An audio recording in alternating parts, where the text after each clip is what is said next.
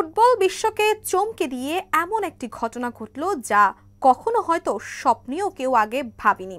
বিশ্ব champion Argentina দল থেকে বাদ পড়লেন তিন প্রথম সারির footballer Julian Alvarez, Nahuel Molina এবং জুলিয়ানো সিমিওনে।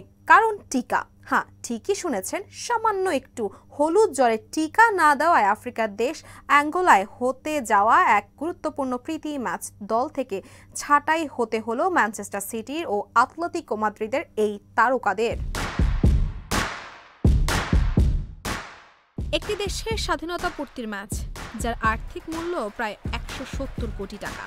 এমন ম্যাচের আগে আর্জেন্টিনার শিবিরে এই টিকা বিস্ফোরণ নিঃসন্দেহে বড়সড় ধাক্কা। অ্যাঙ্গোলায় প্রবেশের জন্য হলুদ জ্বরের টিকা বাধ্যতামূলক হলেও সময়মতো স্বাস্থ্য প্রক্রিয়া সম্পন্ন করতে পারেননি এই ত্রয়ী।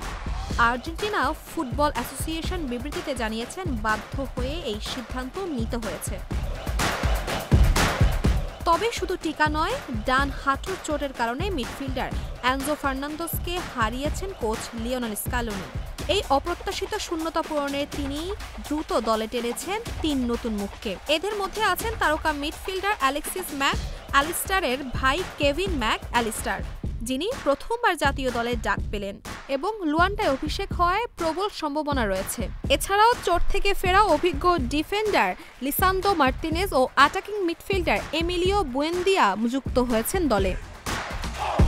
আগামী 14 নভেম্বর বাংলাদেশ সময় রাত 10টায় লুয়ান্ডায় অ্যাঙ্গোলার বিরুদ্ধে মাঠে নামবে আর্জেন্টিনা, যেখানে নিয়মের কাছে হার মেনে ডাগ আউট বা মাঠ কোনোখানেই দেখা যাবে না ছাঁটাই হওয়ার তারকাদের।